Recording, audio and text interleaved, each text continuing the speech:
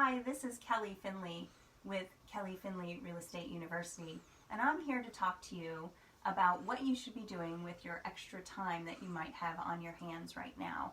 I know during this between Christmas and New Year's time frame, oftentimes work isn't quite as demanding as it is, and you might have a little extra time on your hands to knock out a couple projects that will help you to prepare your home so that if you want to sell this spring, you have quite a number of your things already checked off your list. And when you're in that pressure cooker of trying to find a new home, get your house ready for showings, and getting all your finances in order, you have so much less to do. So today I'm going to talk about 3 things that are really important that you can do right now that will help you get it done. Number 1 is call a painter.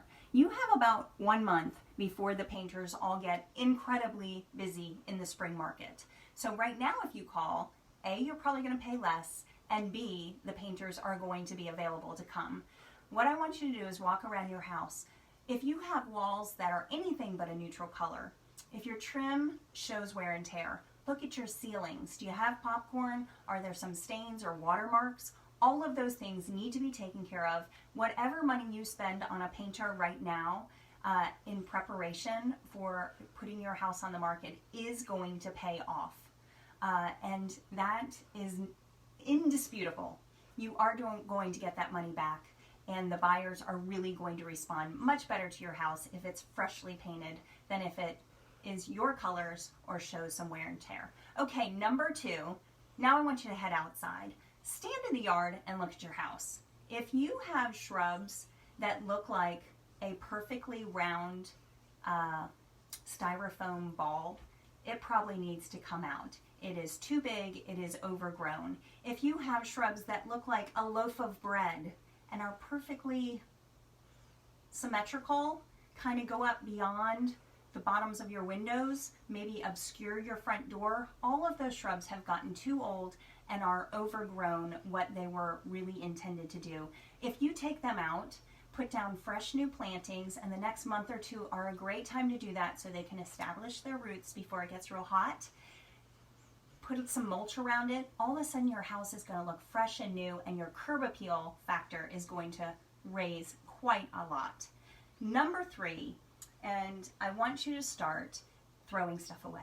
You're going to have to throw stuff away. The longer you've been in your house, the more attic space you have, the bigger basement you have, the more you need to get rid of. We see this all the time as real estate agents. As people start to hang on to stuff, they use those storage spaces to keep things that they're never going to use, and they certainly are not going to want to bring them to their next house. So go ahead and go into your closet, pick out 10 or 20 items that maybe you haven't worn in a year or more.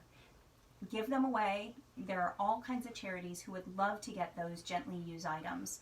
Go into your garage. I know you have old sporting equipment or old do-it-yourself project materials laying around that you're never going to use at this point, particularly because you're selling. Go ahead and get rid of them now. People like big spaces, decluttered, even in closets, attic spaces, and garages. The more decluttered you can get it, the better you're going to be. And if you do it in little pieces, it's an easy project rather than being overwhelming. So go ahead and knock that out. The final thing that I'm going to tell you to do, which is probably the most important thing, and it really is the thing that you should do first, is call a local, experienced real estate agent like me and talk to that person. Have them come over to your house before you spend any time or any money. Because what we're going to do is we're going to have you focus on the things that are going to make the biggest difference to buyers. That buyers, we know that buyers in this area are expecting and looking for when they view homes. And when you do that, you end up getting the most money when you go to sell your house, and you will sell it with as little stress in the shortest period of time possible.